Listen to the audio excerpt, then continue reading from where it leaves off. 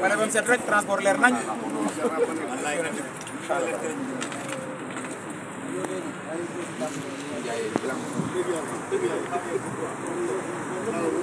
c'est bon ñu dem président mën nañu xaar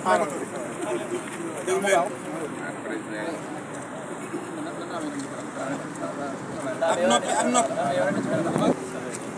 kon moom aleykum mbooloo mi ñu ngi leen nuyu ba leen siyaar ci li ñu fi dajale di ñaan suñu borom defal ñu tawfeex bu baax a baax te itam di ñaan lii ñu jógee muy élection présidentielle yal na ci Sénégal am ndam yal na ci Sénégal jaar suqal présenté leen rek délégation bi nga xam ne moom moo fi teew en commençant par le président Modou Seck président du mouvement Dooleel Transport Serigne Khadim Dieng responsable Touba Serigne Mbacke Diop responsable Touba Monument Ngagne Mar Seck président Déggo defaraat transport Youssou Diop Diamalaye Makamo Niang Dieng dimbalante Diamalaye Baye Gora Baye Fall jëm kanam Baye Ablaye Gueye Nioro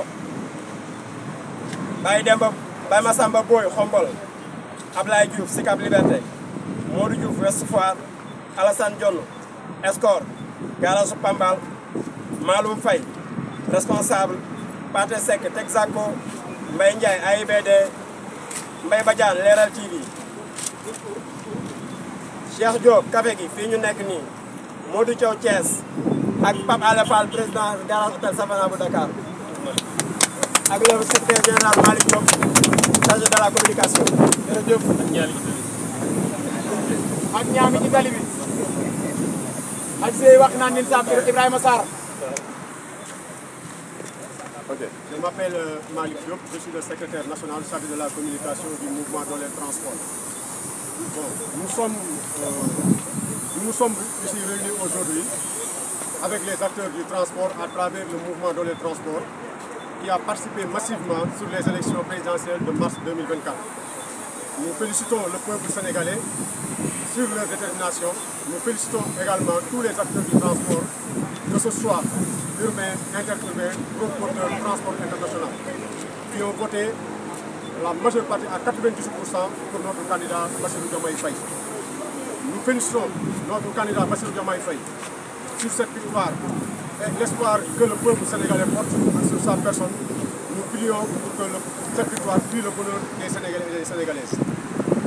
On porte beaucoup d'espoir sur cette élection, sur notre candidat, la coalition Diomaye Président, qu'on a élu sur la magistrature suprême de ce pays. Lors de son premier discours, il a parlé de lutte contre la corruption. Sur toutes ces formes, c'est pourquoi un nouvel espoir est né dans le secteur du transport pour assainir le secteur et réguler le secteur. On a besoin de lutter la corruption dans toutes son forme et de soutenir cette initiative. Nous prions que pour le bon Dieu lui donne une santé et de force, de bonheur pour le peuple sénégalais et victoire à la monde du transport et au peuple sénégalais. Wolof ah. Wolof président Moussa.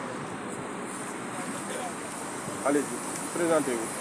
waaw Modou Seck le président mouvement Dooleel Transport. waaw li ñu fi dajale tey mooy mouvement Dooleel Transport ak acteur transport yëpp dañoo àndan ak coalition Diomaye président dem ci élection présidentielle yi nga xam ne moom lañ doon amal ci 24 mars 2024.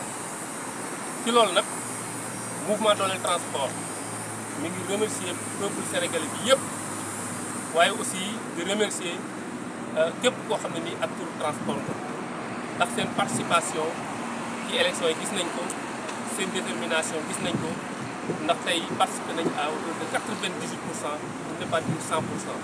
kon ñu ngi leen di remercier bu baax a baax a baax a baax di féliciter nag bu baax suñu candidat son excellence président Bassirou Diomaye Diakhar Faye. di ko féliciter ci ndam li nga xam ne nii am na ko di ko ñaanal yàlla ndam li jikkoo waaye aussi mu jik Sénégal di am yaakaar bu baax nag ci victoire bi nga xam ne am na ko bi ñu déglu première déclaration nga xam ne wax ne dina xeex li nga xam ne mooy guerre ci kaw ba ci suuf kon ñu ngi am yaakaar bu baax ci fal bi nga xam ne fal nañ ko parce que ñun transport jàpp nañ ne képp koo xam ne bëgg nga assainir secteur transport faaw nga xeex ger képp koo xam ne bëgg nga réguler secteur transport faaw nga xeex ger kon moom bu ñëwee dina xeex ger ci kaw ba ci suuf dañuy am yaakaar bu baax ne réew mi dina ko tegaat ci yoon ci loolu nag ñu ngi woo chauffeur yëpp ak transporteur yëpp di leen jaajëfal moo xam urbain la moo xam interurbain wala ngay gros porteur ñu ngi leen di jaajëfal bu baax ci taxawaay bi nga xam ne am na ko di leen wax nag ñu dolli mobilisation bi gën a taxaw parce que nag am na yeneen défi yoo xam ne nii ñu ngi ci kanam dañu war ci ànd ak suñu président muy Bassirou Diomaye Diakhar Faye jërë ngeen jëf jërë ngeen jëf.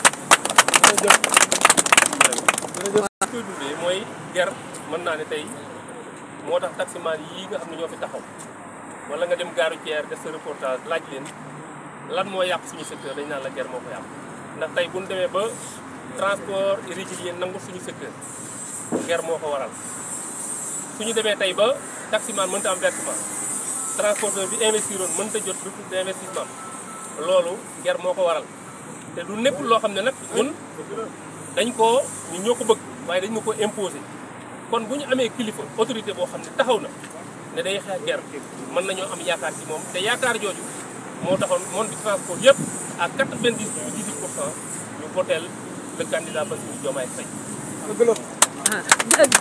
gannaaw ger lan mooy yeneen problème yoo xam ne yéen a ngi koy jànkonteel peut-être carburant bi séeraay bi wala lan nga ñu ci mën a dooleel. waaye yeneen yi nga xam ne ñu ngi koy jànkonteel bari na parce que tey mën naa ne boo waxee ginnaaw ger tey ñu ngi jànkonteeg même concurrence boo xam ne tey du normal parce que tey état andi na ay transport de masse muy TER muy BRT transport local bi nga xam ne moo fi nekk ñu yaakaaroon ne bu ñëwee dana ko renouveler transport boobu gis ngeen ni mu màggate te loolu état moo ci mën a jàpp donc ñu ngi ciy xaar ki nga xam ne nii moom mooy le nouveau président te am nañ yaakaar bu baax ne dana ci ànd ak ñun dina ci taxaw ni mu ci waree.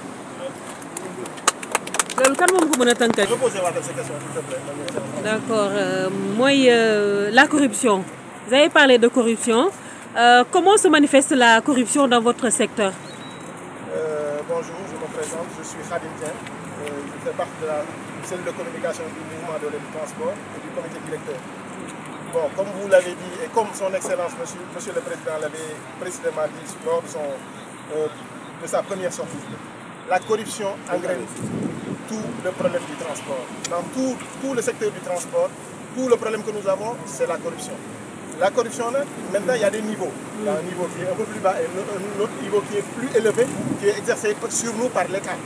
Quand je dis par l'État, c'est que quand nous sommes des transporteurs, des taximans, et que nous travaillons dans ce secteur, et que l'État a laissé passer d'autres entreprises qui sont là et qui font le même travail que nous, mais déloyalement. Parce que c'est comme faire du clandestin, mais de façon plus encore élevée et plus moderne. Maintenant, l'État aussi nous avait proposé à son époque le renouvellement du parc automobile que nous attendons jusqu'à présent. Parce que nous ne pouvons pas dire dans un pays comme le Sénégal qui est en voie de développement, nous avons maintenant des TER, nous avons des BRT, mais les taxis sont restés, le parc automobile est resté vétuste. Donc nous attendons toujours aussi de ce gouvernement le renouvellement du parc automobile. Parce que pour que la concurrence soit loyale, il faut que nous ayons des taxis neufs pour concurrencer ceux qui sont là. L'autre aussi, il y a les applications qui sont là. Les applications, normalement, ne doivent pas être là pour les particuliers, pour favoriser les particuliers, pour favoriser le transport irrégulier. Et c'est ce que nous voyons au Sénégal. Les applications doivent revenir aux taxis, parce que c'est les taxis qui sont autorisés à exercer ce métier. En grosso modo, en ce qui concerne la corruption, et ça aussi ça s'appelle la corruption. Parce que si l'État regarde faire, si l'État laisse faire, ça veut dire qu'il est en train de laisser passer la corruption. C'est pour le moment tout ce que je peux avoir comme réponse concernant la corruption. Mais quels sont les autres problèmes que traverse votre secteur? Ce n'est pas seulement la corruption, il y a d'autres problèmes. Madame, notre secteur rencontre de très grandes difficultés qu'on ne peut pas ajuster ici. Par exemple, je vous donne un exemple qui, normalement, nous sommes en 2024. Imaginez pour recruter un chauffeur de taxi. c'est juste de façon verbale. Il n'y a pas de contrat, il n'y a pas rien. Il n'y a que la clé qui vous. Il n'a pas de caisse de sécurité sociale. Il n'a pas d'IPM. Il n'a pas de retraite. Il n'a rien. Il travaille jusqu'à 60 ans, il prend sa clé, il rentre chez lui. Il n'a aucun autre revenu. Tout ça, c'est des problèmes. Quand un chauffeur de transport tombe malade, par exemple, l'État ne le prend pas en charge. Il n'y a pas d'assurance qui le prenne en charge. Nous serons obligés, nous, en tant qu'acteurs, de cotiser de l'argent pour le soigner, pour le donner à sa famille. Et ça doit se faire. Merci.